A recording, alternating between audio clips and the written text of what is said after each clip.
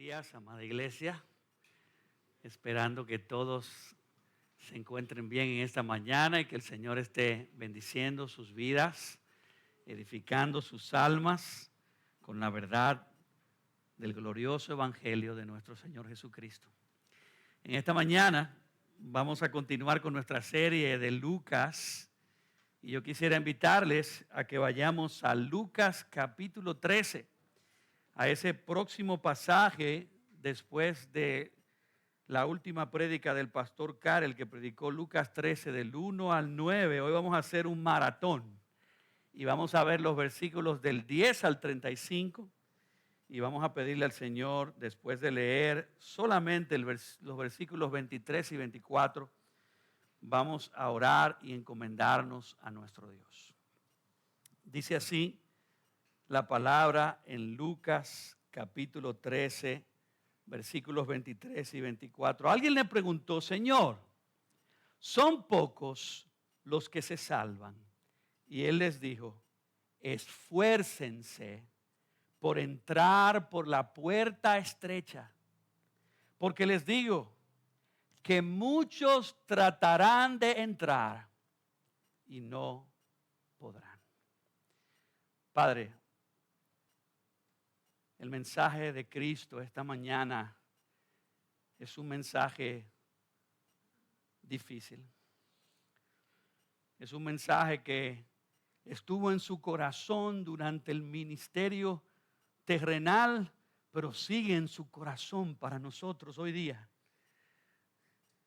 Y Él anhela que nosotros valoremos su venida al mundo para salvarnos como el tesoro más preciado, como lo más importante de toda nuestra existencia. Y yo te pido, oh Dios, que en esta mañana los ojos de todos los que estamos aquí presentes, los ojos espirituales de nuestras almas y corazones sean abiertos para que podamos valorar al Hijo de Dios, para que no lo desestimemos, sino que nuestros corazones corran y lo abracen como ese tesoro escondido que vale más que todas las cosas.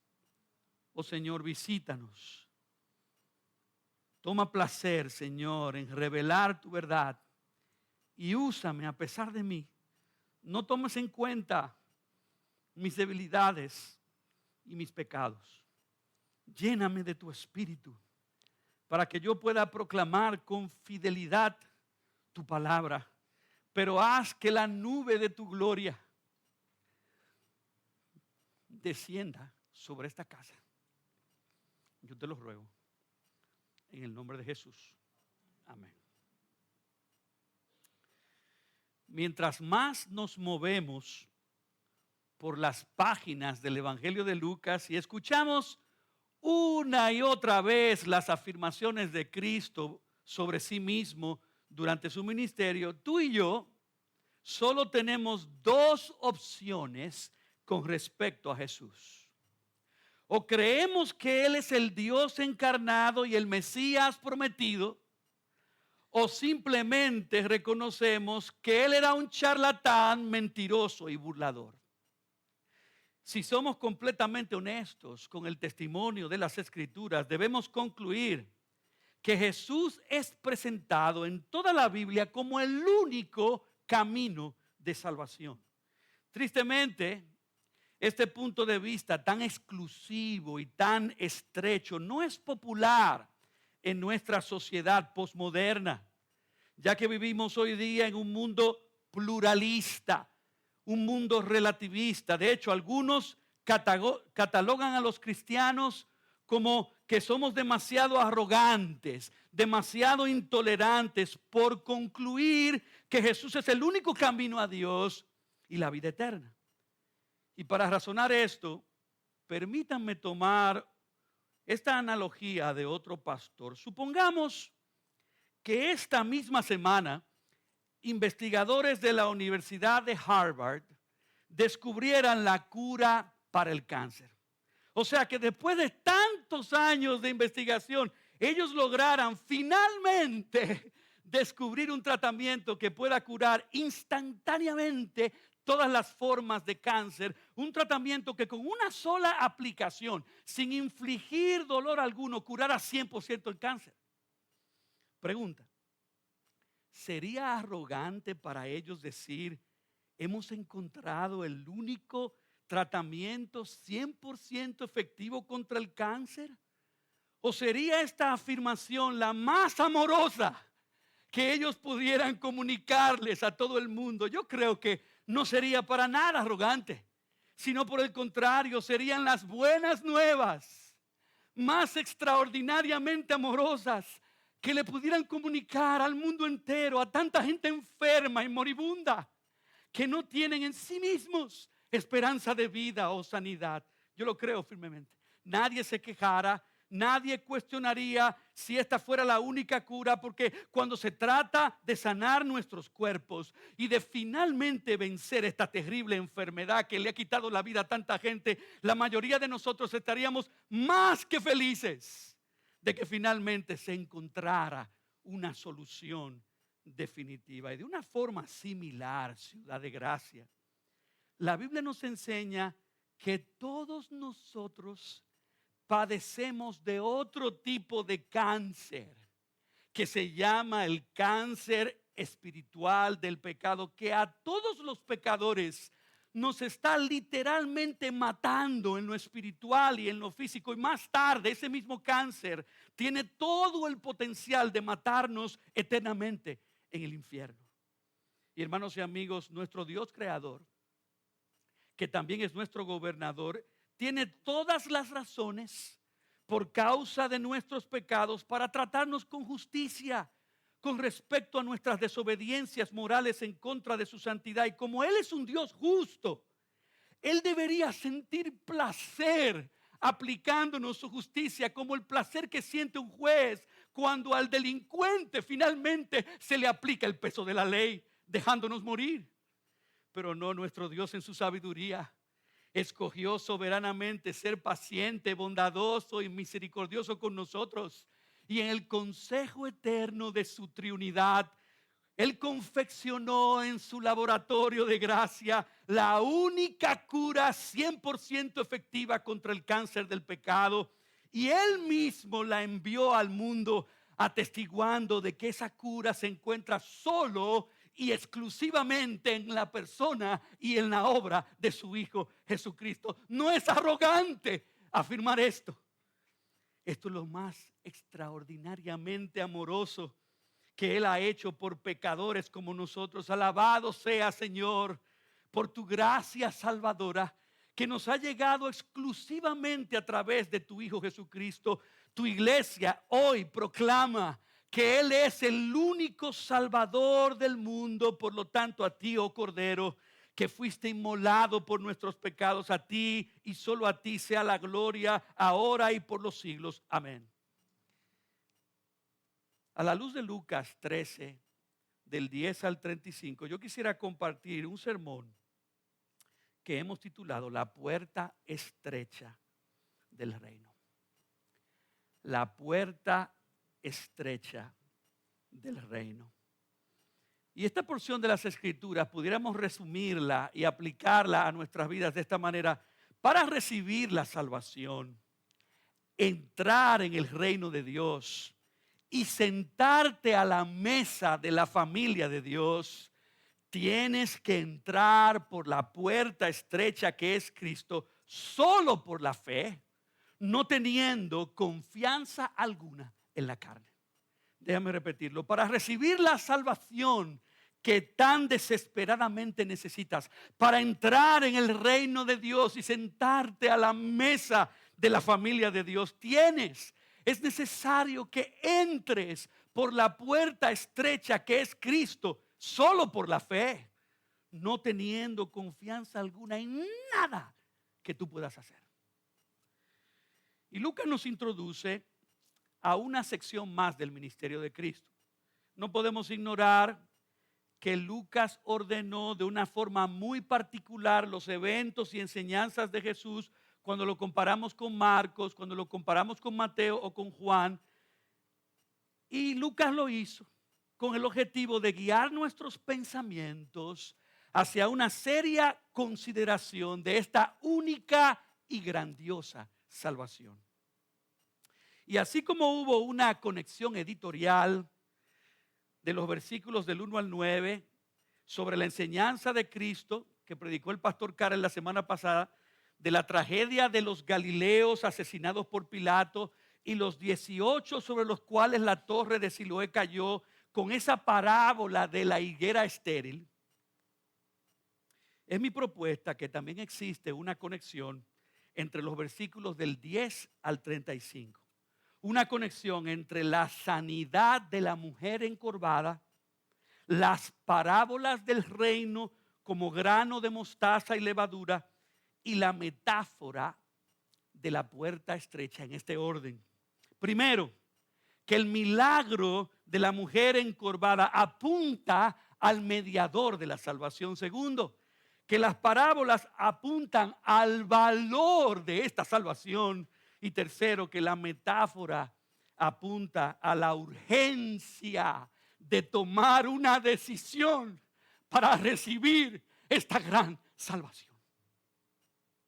El milagro, las parábolas y la metáfora trabajan juntas, pero la fuerza de esta unidad se encuentra en la metáfora final que empuja nuestras conciencias a tomar una decisión, a que tomemos una decisión sobre lo que haremos con Jesús, que tomemos una decisión de lo que haremos con su salvación y con su reino.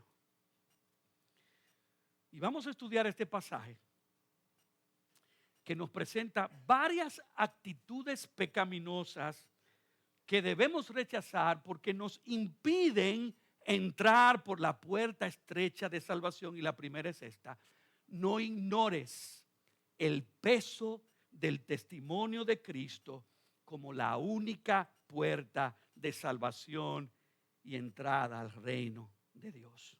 En otras palabras, un mal que hay en nuestro corazón es ignorar el testimonio de Cristo.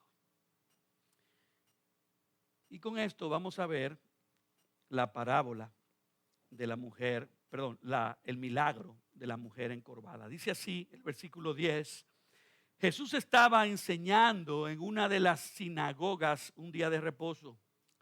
Y había allí una mujer que durante 18 años había tenido una enfermedad causada por un espíritu.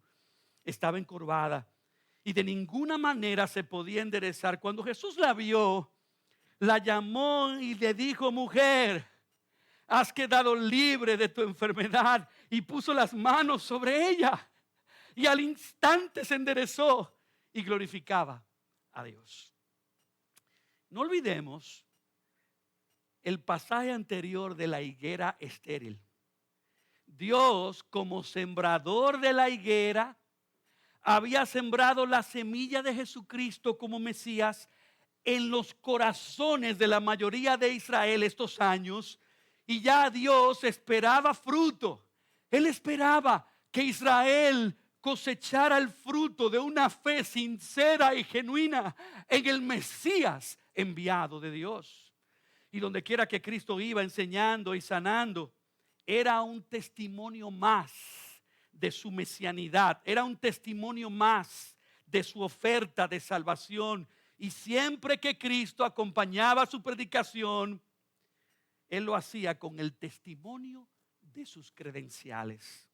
El texto nos dice que Cristo estaba enseñando en una sinagoga en un día de reposo. Y aunque sabemos que Cristo, como predicó nuestro hermano Daniel, había despertado división con respecto a su persona y obra, y la mayoría de los líderes religiosos y gobernantes no creían en él. Juan 12:42 y este capítulo de Lucas 13:31 nos dicen que algunos fariseos, quizás Nicodemo y otros más, estaban protegiendo a Jesús, estaban luchando dentro de sí mismos con respecto a si creer en Él por el testimonio que Él daba de su poder y deidad y por el testimonio que estaban viendo de cómo las profecías se cumplían continuamente en Él.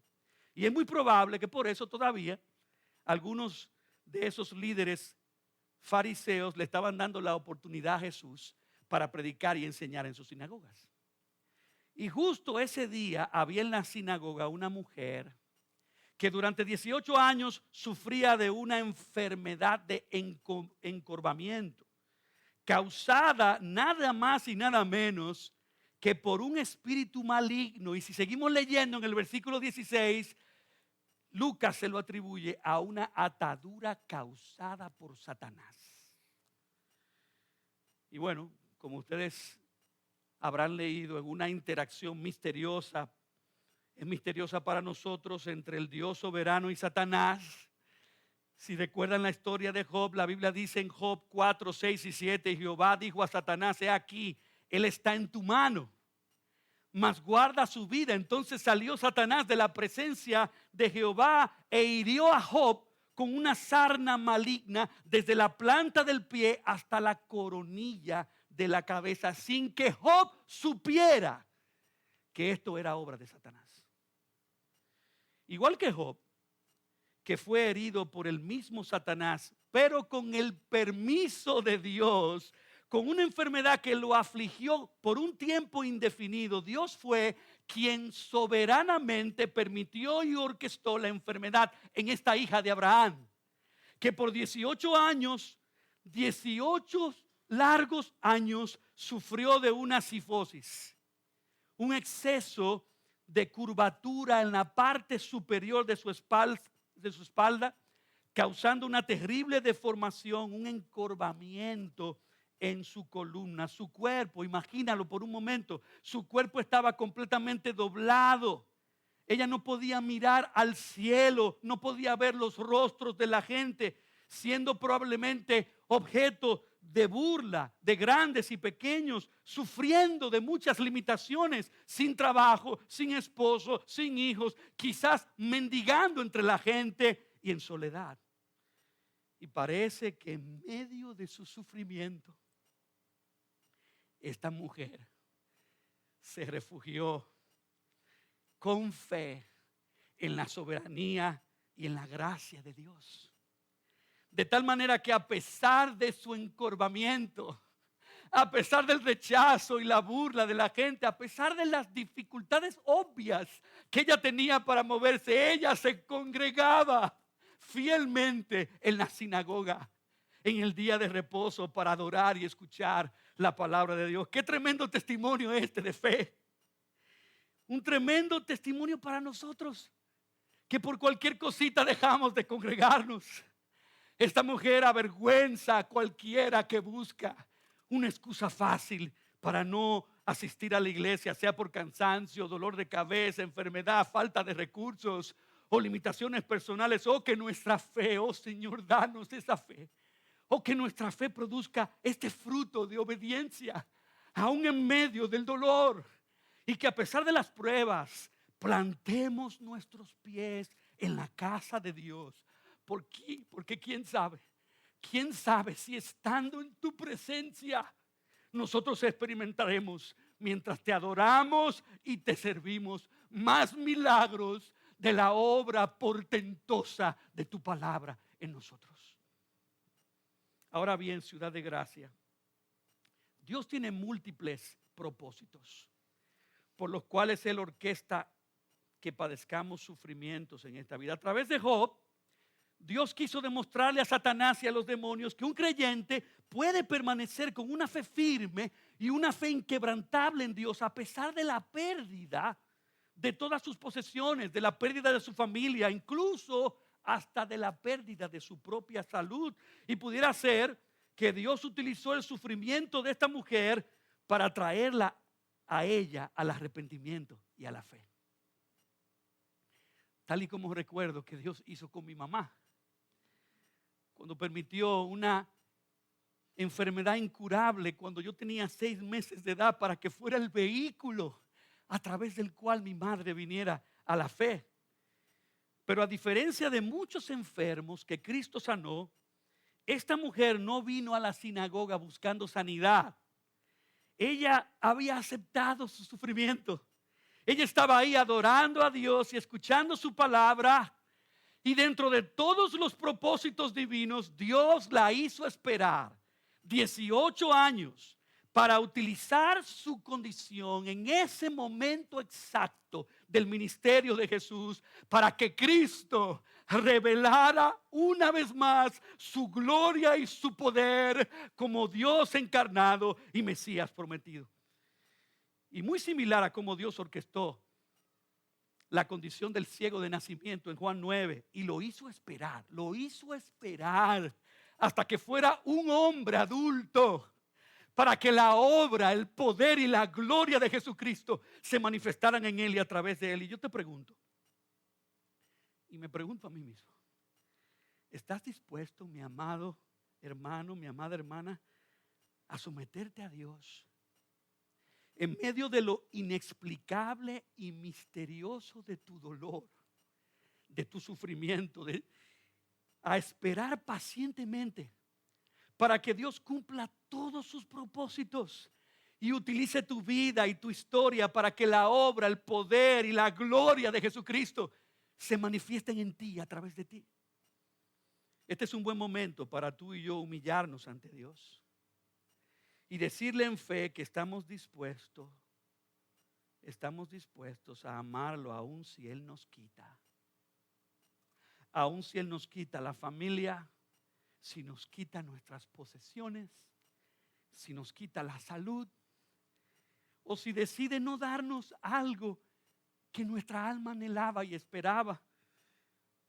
No pude dejar de pensar, porque esta mujer esperó 18 años, que precisamente en este verano yo estoy celebrando con Sara 18 años de casados.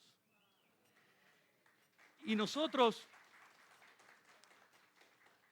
nos preguntamos, ¿cuáles serán los propósitos por los cuales Dios nos ha privado de hijos? O por los cuales nos está haciendo esperar. Y son precisamente esos momentos donde nosotros, por fe y en fe, debemos declarar que Dios es soberano en nuestras vidas. Que no hay quien detenga su mano y le pregunte qué haces, que en su mente y en su corazón Dios está orquestando miles de propósitos desconocidos para nosotros. Y aún así, al final, Él es extremadamente bueno y para siempre es su misericordia para todos los que confían y esperan en Él. Y yo te exhorto, mi hermano y mi hermana, predícate a ti mismo que no hay despropósito alguno en los planes de Dios, incluso en los sufrimientos. Solo pídele que te dé fe y valor para dejarte usar por Él en medio del dolor. Señor, nos declaramos tus siervos y siervas. Aumenta nuestra fe para que con gozo abracemos tu mano soberana en los distintos episodios de nuestras vidas. Úsanos para tu gloria, tu obra y tu poder se manifiesten en nosotros y por medio de nosotros. Tú eres soberano. Nosotros somos tus siervos. Nos postramos ante ti, oh Dios, y como María declaramos: engrandece mi alma al Señor, y mi espíritu se regocija en Dios mi Salvador, porque ha mirado la bajeza de su sierva. Pues he aquí, desde ahora me dirán bienaventurada. Bienaventurados somos, mis hermanos, de que Dios nos use como instrumentos, de que Él orqueste sufrimientos en nuestras vidas, para que en un episodio particular Él manifieste su gloria y la gloria de Jesucristo al mundo, y para que a través de nosotros algunos entren al reino de Dios. Pero igual que todos los milagros de Jesús, los milagros no eran un fin en sí mismo. Los milagros eran credenciales que daban testimonio de que el Mesías de Isaías 61 había llegado. Cada milagro realizado por Jesús aumentaba el peso del testimonio de que Él era la simiente de la mujer, el ungido de Dios, el Mesías prometido, el enviado del Padre, y que su mayor milagro no era sanar las enfermedades temporales del cuerpo, sino declarar sanidad completa a la enfermedad terminal de pecado, reconciliándonos con Dios y salvándonos para siempre del castigo eterno del infierno. Por eso Cristo más adelante, en Lucas 13:24 dijo, esfuércense por entrar por la puerta estrecha. En otras palabras, no se conformen con maravillarse de mi poder que sana el cuerpo. Dice Lucas 13:2 y 13 que Jesús vio a la mujer, la llamó y le dijo, mujer, has quedado libre de tu enfermedad. Y puso sus manos sobre ella y al instante ella se enderezó. Y este Jesús que se compadeció de esta mujer, cuya palabra tenía poder para en un solo instante, romper las cadenas con las que Satanás la había atado por 18 años, es el mismo Mesías que en esta mañana se complace en salvar y hacer en nosotros y en ellos el milagro espiritual mayor a través de su palabra, que tiene el poder de romper las ligaduras del pecado, tiene el poder de romper las ataduras del diablo y concederte la salvación de condenación por pura gracia y darte la entrada garantizada al reino sempiterno de Dios. ¿Y sabes por qué Cristo es el único que tiene ese poder y esa autoridad? Porque pronto Cristo iba de camino a Jerusalén. Porque pronto Cristo sería atado y entregado para ser crucificado. Y gracias porque Cristo fue encorvado por nosotros. Gracias porque Cristo cargó nuestros pecados en el monte Calvario. Gracias porque Él fue atado y clavado por nosotros en el madero de la cruz. Es que Cristo tiene el poder para decirte a ti, quien quiera que seas, tus pecados te son perdonados, libre eres de condenación, tu fe te ha salvado, hoy estarás conmigo en el paraíso. Así que mi amigo, no ignores el peso del testimonio que testifica que Él es la única puerta de salvación. Tienes que procesar todos estos testimonios para que la evidencia de que Él es el camino, la verdad y la vida se convierta en una convicción en tu corazón y en una fe viva que te impulse a abrazarlo como tu Señor y Salvador.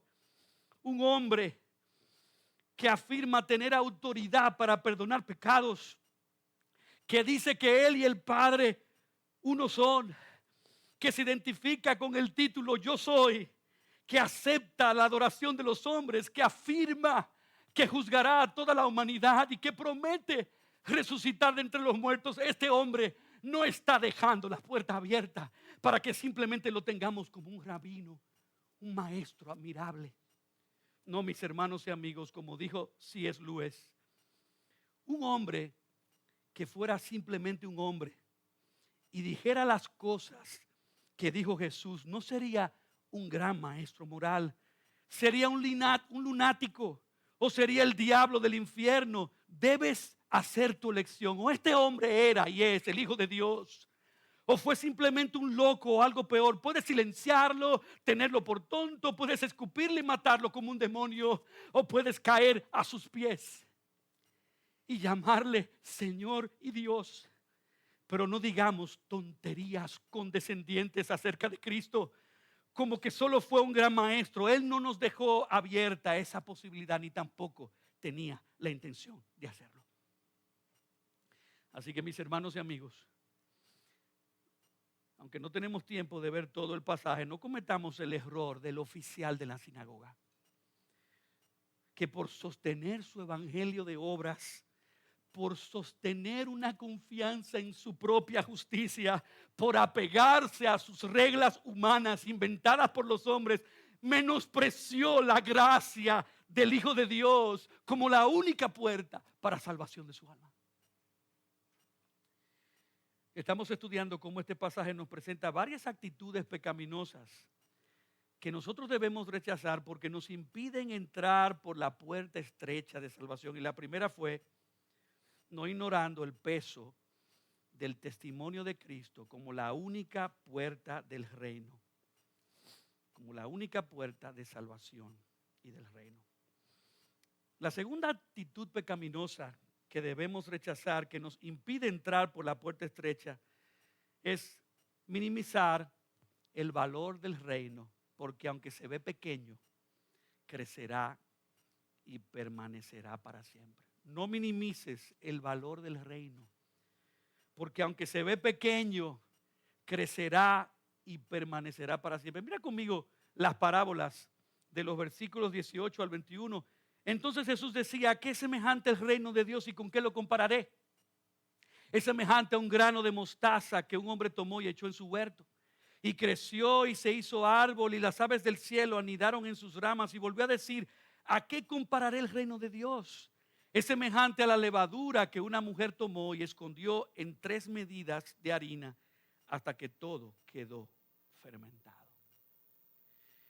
Muchos rechazaban a Cristo porque ignoraban el testimonio de cómo cada uno de sus milagros atestiguaba de que la salvación y la entrada al reino venían exclusivamente a través de su obra.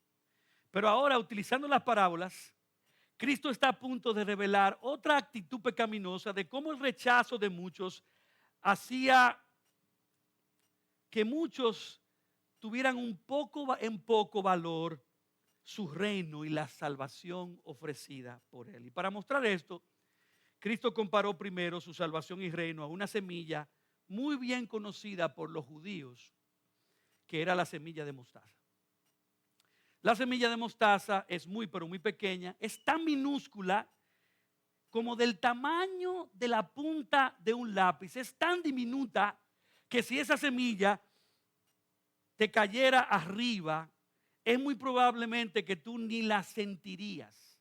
Y si te cayera arriba, no te molestarías en quitártela de encima, porque así es de pequeña. Incluso un pajarito que busca semillas para comer, la pasaría por alto por ser tan diminuta y buscaría algo más grande. Sin embargo, cuando la semilla de mostaza cae en la tierra y la lluvia y el sol la nutren, y pasan 1 o 2 meses después, fácilmente encontrarás un arbusto fuerte que ha crecido a partir de esa minúscula semilla.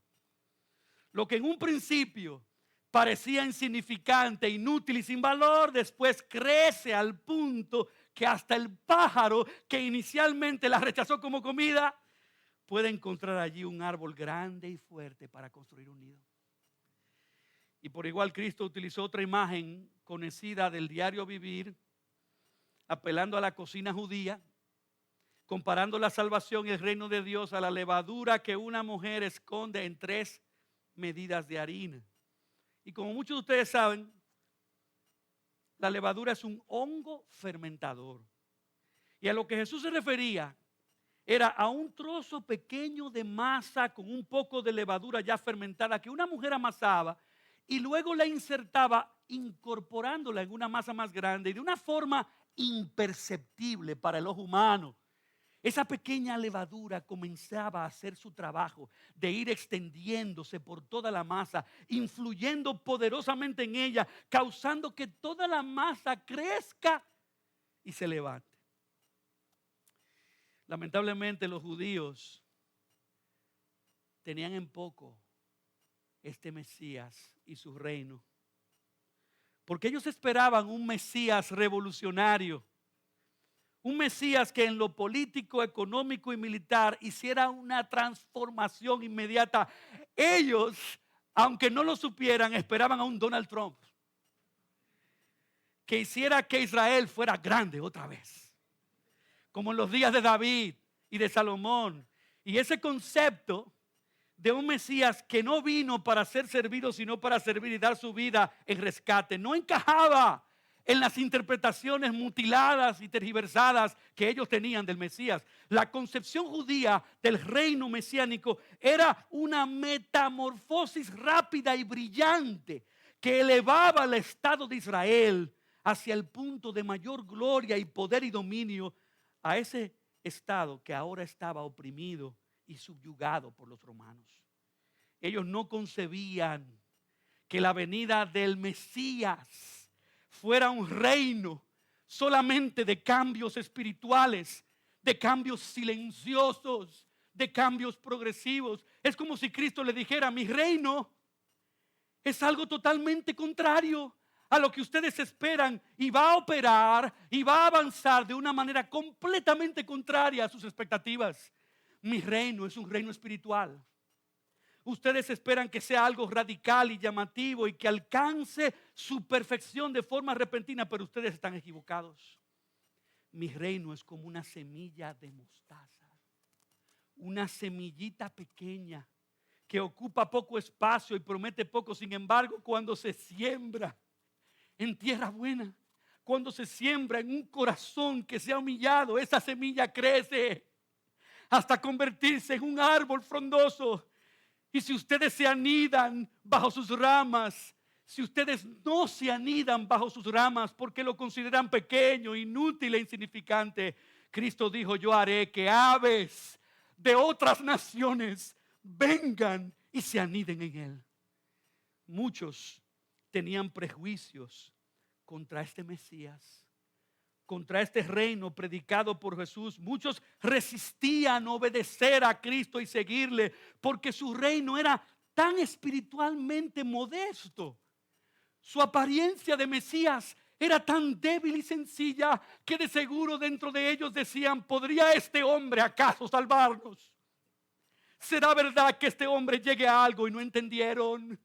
Como muchos todavía no entienden y no valoran que el reino de Dios y la salvación de Cristo no se establece por medios externos, sometiendo naciones, venciendo ejércitos, sino que obra como la levadura, silenciosa e imperceptible, sin fuerza ni con violencia, sino por medio del silbido apacible y delicado del Espíritu de Dios, obrando en las conciencias y corazones de los hombres por medio de la locura de la predicación. Así como la levadura fermenta toda la masa, el evangelio predicado difunde su aroma como el aroma del café cuando se cuela inundando la casa.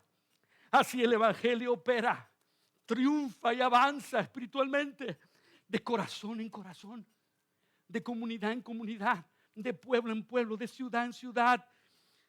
Y el sabor de su conocimiento se manifiesta inexplicablemente en todas partes y más allá de lo que nosotros podríamos imaginar, en aquellos que tienen oídos para oír y ojos para ver.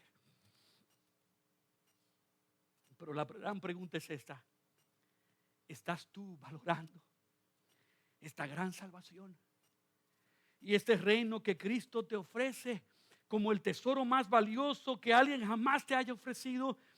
¿O lo estás menospreciando y minimizando como hicieron la mayoría de los judíos, no entendiendo que la revolución y transformación que Cristo vino a realizar no es política, no es económica ni social?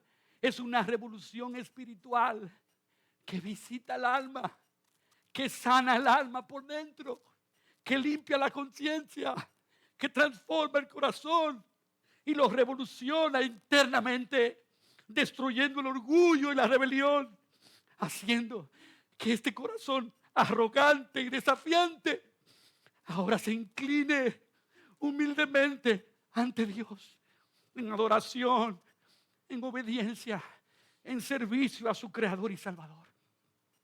En esta mañana, si tú nos estás visitando,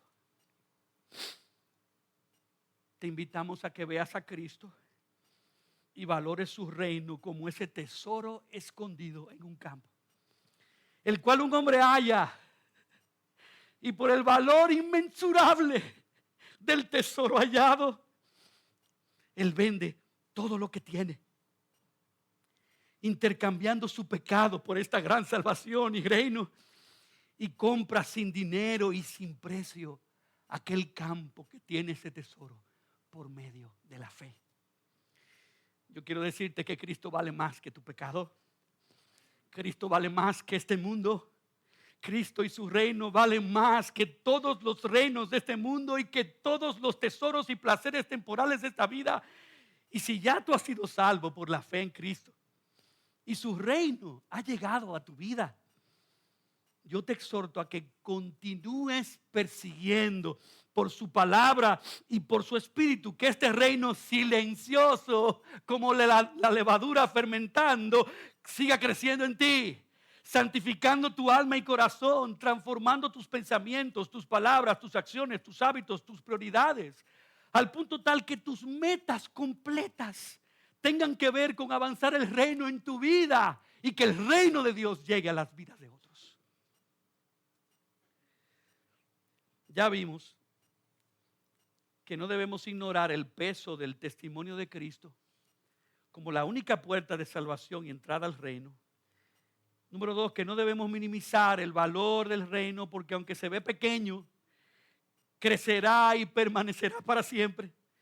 Y la tercera y última actitud pecaminosa que debemos rechazar, que nos impide entrar por la puerta estrecha de salvación, es posponer entrar en el reino cuando Dios en su paciencia y gracia te brinda la oportunidad. No pospongas entrar en el reino cuando Dios en su paciencia y gracia te brinda la oportunidad. Mira conmigo los versículos 22 en adelante. Pasaba Jesús por ciudades y aldeas enseñando mientras proseguía camino a Jerusalén. Y alguien le preguntó: Señor, ¿son pocos los que se salvan?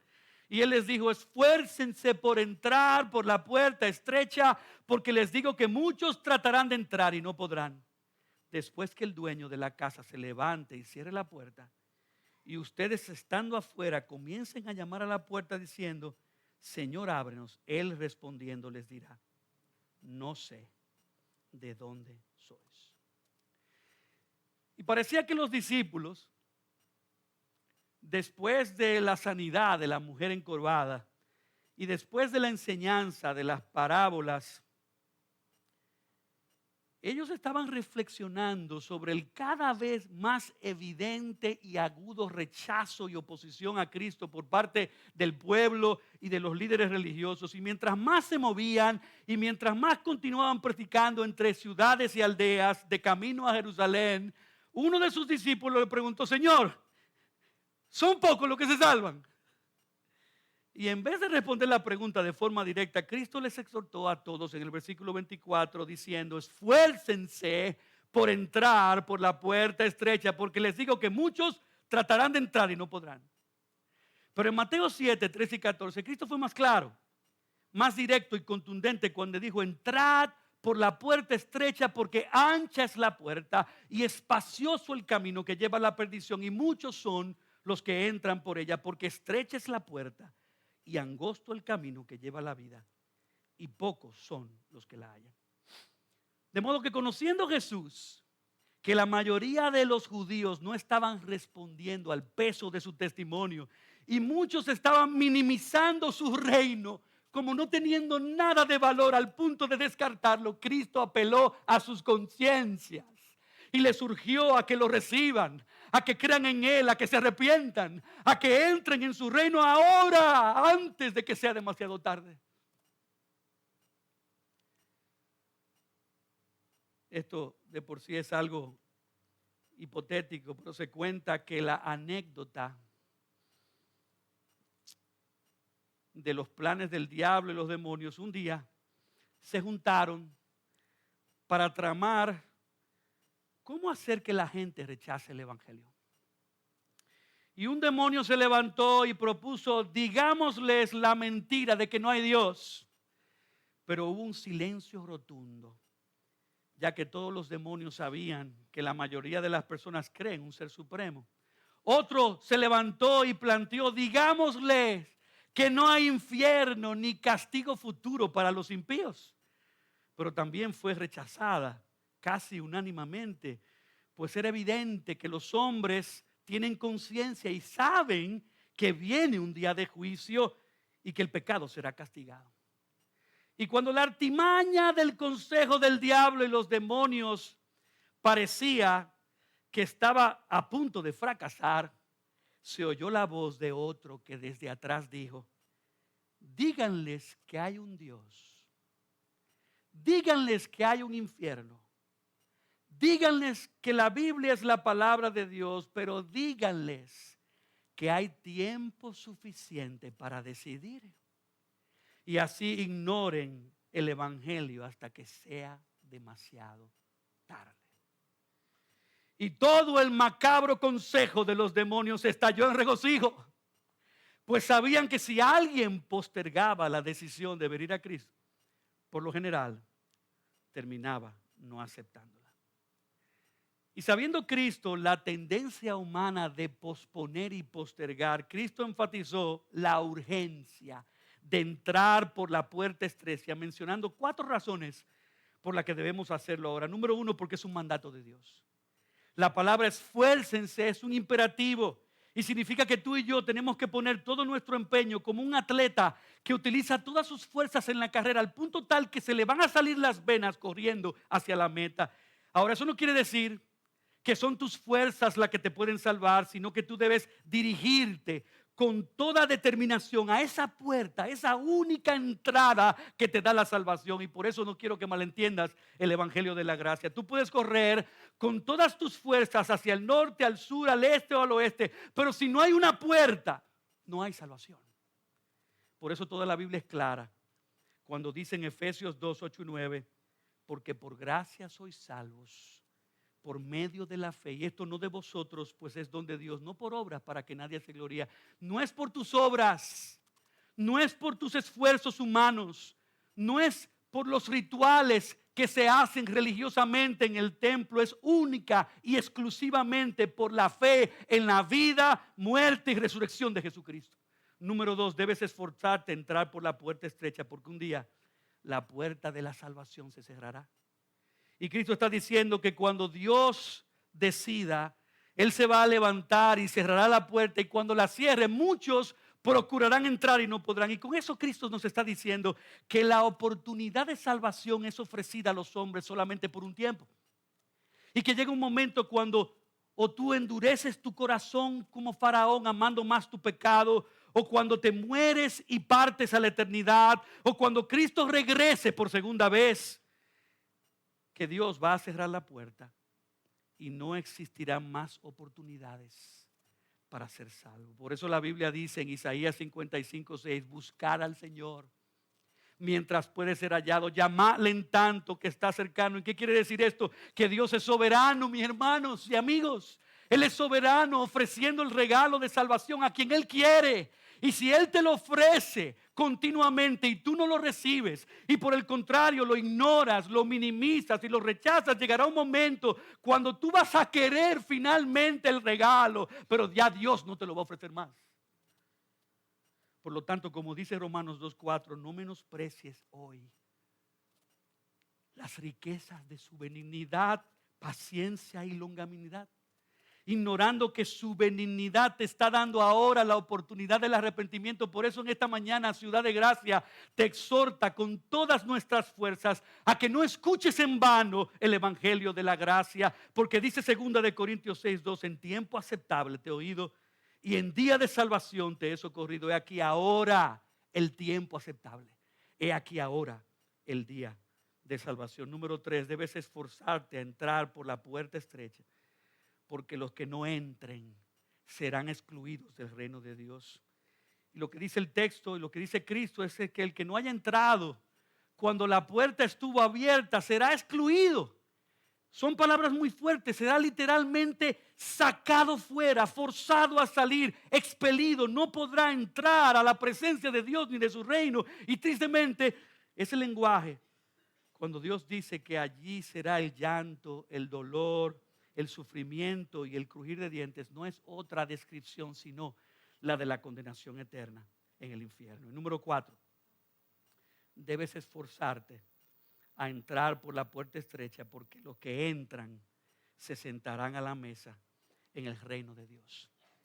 Y sentarse a la mesa equivale a participar de la familia de Dios. El que no sea de la familia no tiene un lugar reservado. Por eso dice Juan 1, 11 y 12, a los suyos vino y los suyos no les recibieron, mas a todos los que les recibieron, a los que creen en su nombre, les dio la potestad de ser hechos hijos de Dios. Solamente El que recibe a Cristo en su corazón, el que se arrepiente de sus pecados y pone su sola fe en Él, tendrá un lugar en la mesa. El que entra ahora, y es nuestro anhelo que todo el que todavía no haya entrado entre. El que entra ahora es limpiado, lavado, justificado, santificado, y Dios garantiza que también será glorificado y será vestido con vestiduras blancas y tendrá un lugar reservado en la mesa del Rey de Reyes y Señor de señores. Por lo tanto, mis queridos amigos, no pospongan entrar en el reino. No sea que ya sea demasiado tarde y finalmente la puerta te sea cerrada. No te conformes con venir domingo tras domingo y escuchar la misma invitación y recibir más testimonio y peso de que Jesucristo es el Mesías.